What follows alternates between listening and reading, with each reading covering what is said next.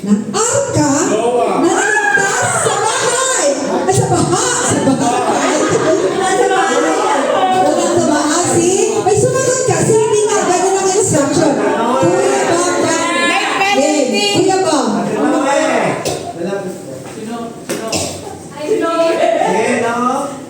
I believe may anak po siya. I believe may mga anak po siya. I believe hindi po siya pinaniwalaan noong una. I believe si Noah po. Ang tanong, ilan ang total na hayop na pumasok sa arka? Ay, yun pala yung pinakatanong. Tama naman yung sagot niya, Noah. Okay, may mga lusay na nakuha. Okay, number 2. Ayan na. Second question. Walang sasagot. Walang kasing sasagot. Sabi taas ng kamay eh. May penalty. Oh. Number 2. Ilang commandments ang binigay sa bundok ng Sinai? Ang hirap naman yan. Ang hirap naman. Kuya Boards. Kasi mamaya mali yung sabi niya. Yung sasagot. Tingnan mo. Oh. Ilan yung commandments? Ilan? 10 po. Mali. Kaya, wait lang. Tama lang. Wait lang. 10 tama? 15. Pakilisan yung 10. Paano ba ito? Hindi ko maluluto kasi 10 lang. Hindi na alam kung ano yung 10 na yun. Okay, palakpakan nga natin si Kuya Boards.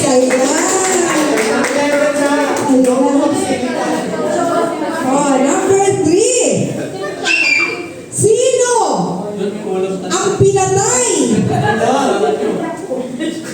ni David gamit ang tirador? Ate Tess.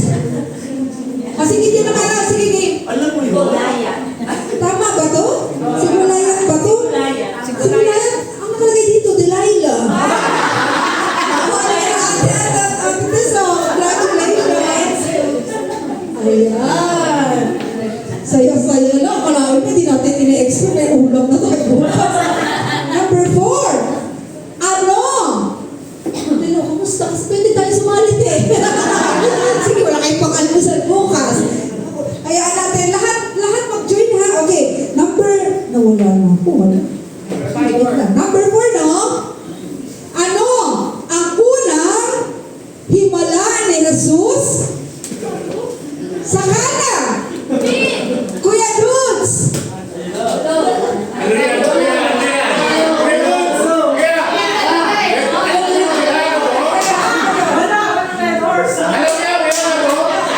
yan? Jason, naging alak. Naging alak ang tubig. Ay, grabe naman! Tama ba? Kuya, parang, ano bang tanong? Ano ang unang himala Ano na unang ni himala? Jesus ginawa ang alak tama sa Tama. Walang unang himala na ginawa. Ito, makalata mo ng inom doon. Kaya pumunta na. Madami-dami na yung breakfast mo. Meron nga pang Tuesday. Okay, nakakadalawang araw na yung pamilya na Kuya Dudes. Then, number 5. Sino?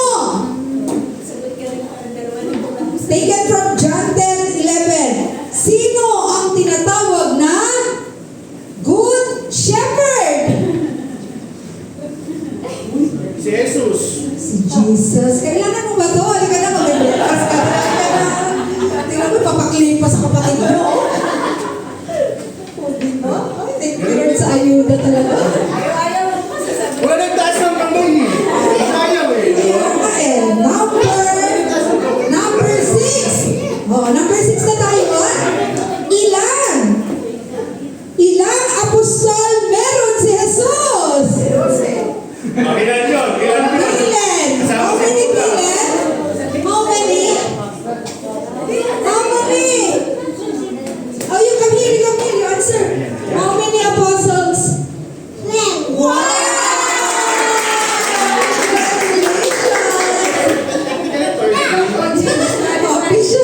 Game. Next. 7. Ito na, mahirap to. Baka mamali kayo na sagot, ha? Very tricky to, eh. Anong prutas ang kinain ni na Adan at Eva sa Eden? Nanay Ami! Ano ka dito na ni Ami? Dali, tingnan natin kung tama si nanay. At the age of 78. Dali ka nanay! Ako! Anong prutas yan? Ano? Puno yun? Ate Kay! Bunga ng karunungan at ay naku pang mag-Wednesday ang saya-saya ni Ate Emily. Hindi siya problematic. Yes, Maria. Ayan. Okay. Number 8. Ito Siguro naman, mabilis lang sasagot ng dalawang sister natin dito. Okay, number 8. Sino? Ang nanay ni Jesus! Sumagot na si Ate Glory, mahihayin kasi magtaas ng kamay. Maria, ayan. Ang labi kayo magpe-breakfast. Yay! Number 9. Okay, ito mahirap to. Pero ang clue, Berna. Okay? Saan?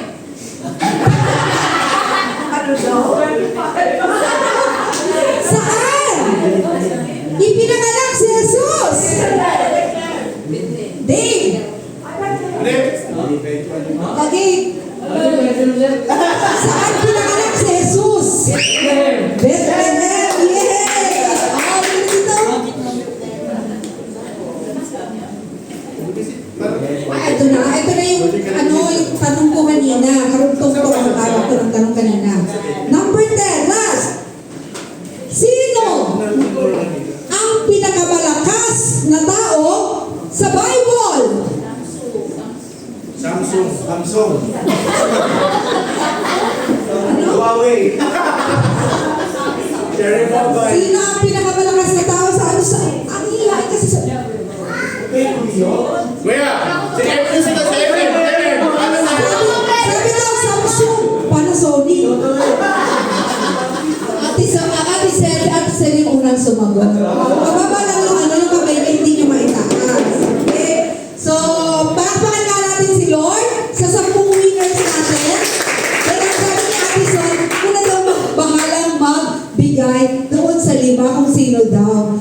Dahil yung isang celebrant na sino yung August celebrant natin? Meron na si Bob, si Ate Sel meron na din. Siyempre, this time, yung mga seniors na natin, Nanay Nora, Nanay Abby, ayan, seniors, si Ate Nita, hindi pa naman ito senior, di ba? Senior Hindi na ka naman din, talaga ba? Hindi ko old ba? Si Ate Nida, siyempre, kung wala na senior, Sir Esther! Hoy, wag na wag sa kanya to. Sila tatlo. Si Ate Baby, ayan, si Ate Baby, and the last one, hindi mahilig ito. Alam niyo kung sino mahilig? Siyempre, si Ate Emma, hindi rin yung kumakain rito.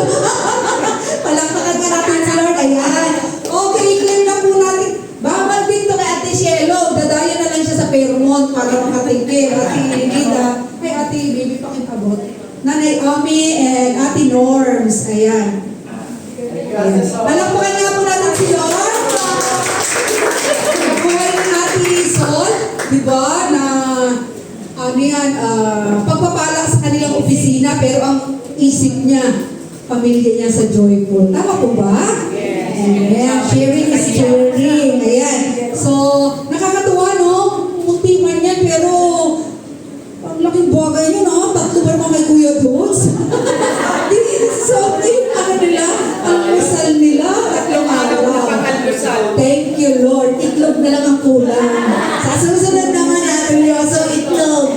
Ayan. So, happy lang tayo, no? Na ang sarap kung ano man, yung mga munting bagay na natatanggap natin, ibinabahagi natin sa bawat isa sa atin. Okay? So, siguro magtawag muna ako. Tawagin ko muna ang isang share natin bago natin tawagin ang ating speaker. Ito, medyo